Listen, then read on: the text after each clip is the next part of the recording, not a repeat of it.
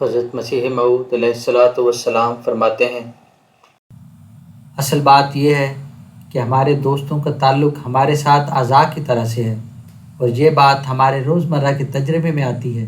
کہ ایک چھوٹے سے چھوٹے عضو مثلاً انگلی ہی میں درد ہو تو سارا بدن بے چین اور بے قرار ہو جاتا ہے۔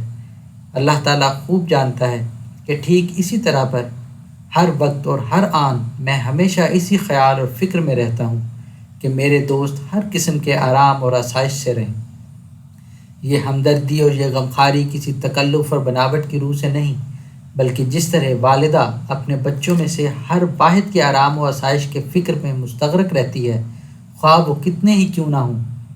اسی طرح میں للہ دلسوزی اور غمخواری اپنے دل میں اپنے دوستوں کے لیے پاتا ہوں۔ اور یہ ہمدردی کچھ ایسی اضطراری حالت پر واقع ہوئی ہے کہ جب ہمارے دوستوں میں سے کسی کا خط کسی قسم کی تکلیف یا بیماری کے حالات پر مشتمل پہنچتا ہے تو طبیعت میں ایک بے کلی اور گھبراہٹ پیدا ہو جاتی ہے، اور ایک غم شامل حال ہو جاتا ہے، اور جوں جوں احباب کی کثرت ہوتی جاتی ہے اسی قدر یہ غم بڑھتا جاتا ہے، اور کوئی وقت ایسا خالی نہیں رہتا جب کسی قسم کا فکر اور غم شامل حال نہ ہو، کیونکہ اس قدر کثیر التعداد احباب میں سے کوئی نہ کوئی کسی نہ کسی غم اور تکلیف میں مبتلا ہو جاتا ہے، اور اس کی اطلاع پر ادھر دل میں قلق اور بے چینی پیدا ہو جاتی ہے۔ میں نہیں بتلا سکتا کہ کس قدر اوقات غموں میں گزرتے ہیں، چونکہ اللہ تعالیٰ کے سوا اور کوئی ہستی ایسی نہیں جو ایسے ہموم اور افکار سے نجات دے،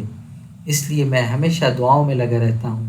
اور سب سے مقدم دعا یہی ہوتی ہے کہ میرے دوستوں کو ہموم اور غموم سے محفوظ رکھے، کیونکہ مجھے تو ان کے ہی افکار اور رنج غم میں ڈالتے ہیں۔ اور پھر یہ دعا مجموعی حیات سے کی جاتی ہے کہ اگر کسی کو کوئی رنج اور تکلیف پہنچتی ہے تو اللہ تعالیٰ اس سے اس کو نجات دے۔ ساری سرگرمی اور پورا جوش یہی ہوتا ہے کہ اللہ تعالیٰ سے دعا کروں۔ دعا کی قبولیت میں بڑی بڑی امیدیں ہیں۔